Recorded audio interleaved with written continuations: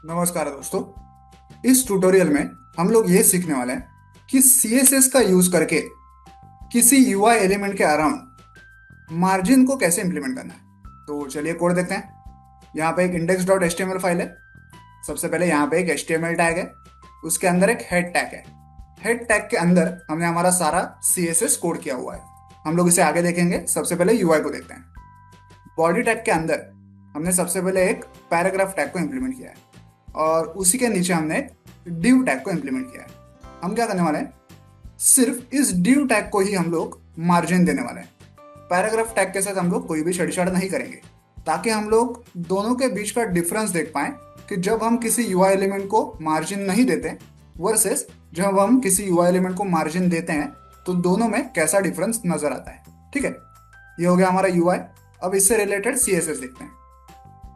CSS के लिए यहाँ पे हेड टैग के अंदर हमने एक स्टाइल टैग क्रिएट किया है और स्टाइल टैग के अंदर हमारा पूरा CSS है। तो क्योंकि हम लोग सिर्फ div टैग को ही मार्जिन देने वाले हैं, यहाँ पे मैंने div टैग लिखा है, आगे ब्रैकेट लिखा हुआ है। अब इस div टैग को चारों तरफ से हम मार्जिन देने वाले हैं। तो देखिए यहाँ पे मैंने 4 एट्रीब्यूट्स लिखे हैं, margin top, margin bottom, margin right और मार्जिन लेफ्ट।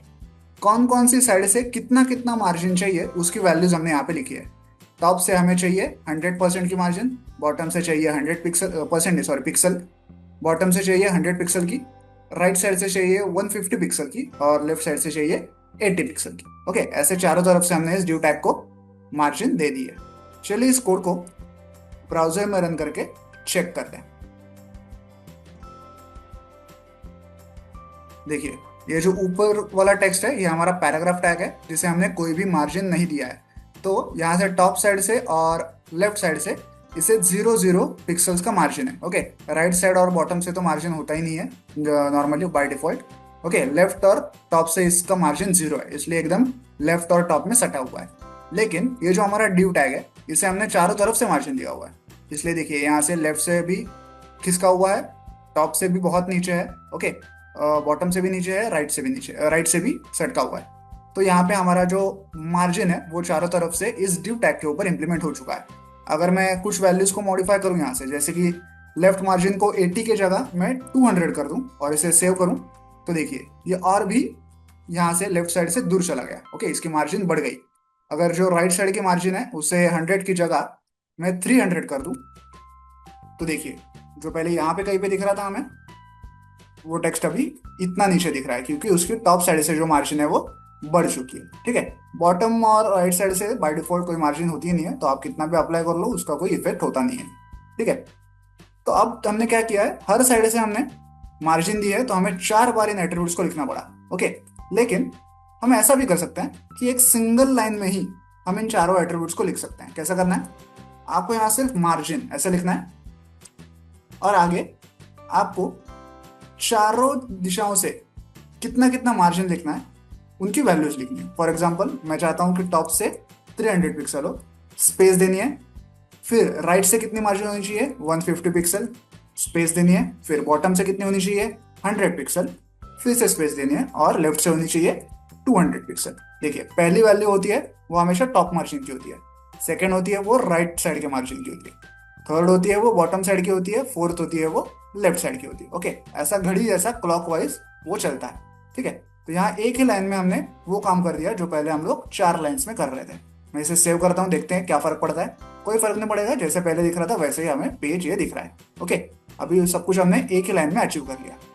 अगर मैं, ऐसा कंपलसरी नहीं है कि आपको हर बार चारों दिशाओं का मार्जिन लिखना ही पड़ेगा, ऐसा कोई कंपल्शन भी नहीं है। फॉर एग्जाम्पल, अगर मैं लेफ्ट साइड वाला मार्जिन निकाल ही दूं, 200 पिक्सल का मार्जिन है उसे निकाल दूं, तो बाय डिफॉल्ट ये 0 पिक्सल का हो जाएगा। ओके, अभी फिलहाल हमने सिर्फ टॉप, राइट और बॉटम ये 3 ही मार्जिन को इंप्लीमेंट किया है। अब अगर मैं इसे सेव करूं तो देखिए क्या होगा। देखिए, ये यहाँ से जो पहले यहाँ पे था, अब क्योंकि मैंने लेफ्ट साइड का मार्जिन निकाल दिया है, तो देखिए थोड़ा सा खिसक गया है यहाँ पे। ओके, अब यहाँ पे सिर्फ बॉटम वाली, टॉप वाली और राइट साइड वाली मार्जिन ही वर्क कर रही है। अगर मैं राइट साइड वाली को भी निकाल दूं, तो राइट साइड में जो 150 करके मार्जिन है उसे भी निकाल दूं, तो क्या होगा, अब क्या होगा, ये धरी जाएगी टॉप और ये धरी जाएगी राइट, ऐसा हो जाएगा। ओके, अब मैं अगर इसे सेव करूं तो देखिए अभी भी वैसा ही दिख रहा है। क्यों, क्योंकि अब ये हो गया है टॉप और ये हो गया है राइट। ओके, इसके अलावा एक दूसरी चीज आप ये कर सकते हैं कि मान लीजिए आपको ये भी नहीं चाहिए, आपको सिर्फ चाहिए कि मुझे लेफ्ट साइड से मार्जिन चाहिए, तो आपको क्या करना है, आप सिर्फ मार्जिन लेफ्ट इतना ही लिखिए, बाकी किसी भी एट्रीब्यूट को लिखने की जरूरत आपको नहीं है। मार्जिन लेफ्ट मैं इसे दे रहा हूँ 200 पिक्सल्स। तो देखिए अब सिर्फ इसका मार्जिन लेफ्ट साइड से है, ना टॉप से है, ना राइट से है, ना बॉटम से, कहीं भी किसी और साइड से इसका मार्जिन नहीं है, सिर्फ लेफ्ट साइड से। तो ऐसा जरूरी नहीं है कि हर बार आपको चारों दिशाओं का मार्जिन लिखना ही पड़ेगा, आप किसी एक दिशा का मार्जिन भी इम्प्लीमेंट कर सकते हैं। तो आई होप आप ये पूरा ट्यूटोरियल समझ गए होंगे। वीडियो में दिखाए गए इस कोड को डाउनलोड करने की लिंक मैंने वीडियो के नीचे डिस्क्रिप्शन बॉक्स में दे दिया, आप चाहें तो वहां से कोड डाउनलोड कर सकते हैं। वीडियो को एंड तक देखने के लिए धन्यवाद, थैंक यू।